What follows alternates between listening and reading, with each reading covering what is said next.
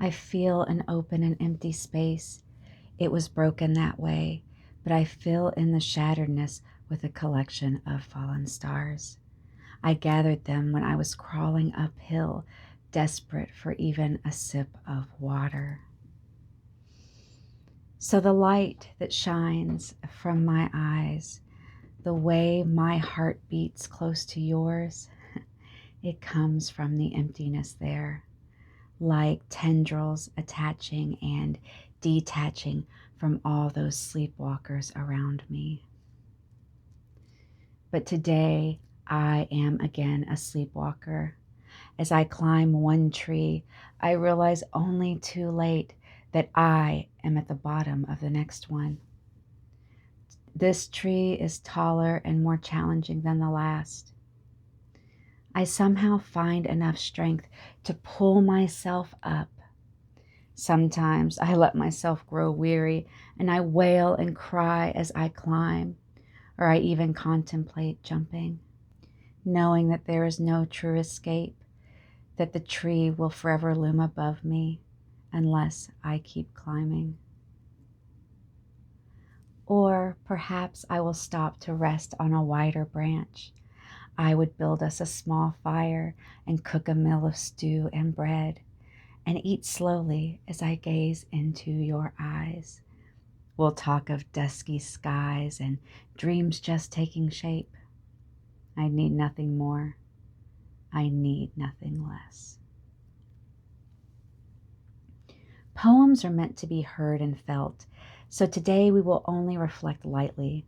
What you receive from it is a prism of your own mind and your own experience, so I won't over-explain this.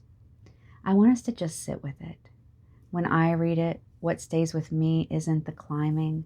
We all know that we are taught that life is an unending ladder to climb, but rather this poem is focused on the permission to pause. It doesn't argue with the fact that there is always another tree, another thing to do, another lesson to learn. It doesn't pretend that the work ends, but it keeps asking something quieter. Where are you allowed to rest, even as the journey continues onward? How can we pace ourselves instead of getting discouraged when we see that growth is a circle with no ending?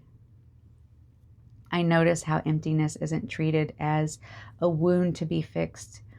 It's treated like a place where light can move through you, like something that makes connection possible rather than something that disqualifies us from it. And I keep thinking about that branch where we rested, the fire, the stew, and the bread, not as an escape, but as a moment of choosing life inside the climb.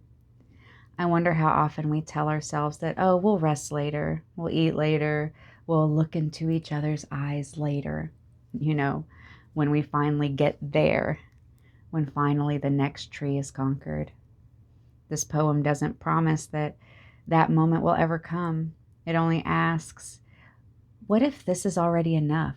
What if there is nothing more required right now? I don't hear an answer in the poem.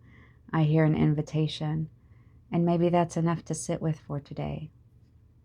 Thank you for joining me on The Mystic's Library, The Poet, where I read and reflect on original poems written by me, Jazz.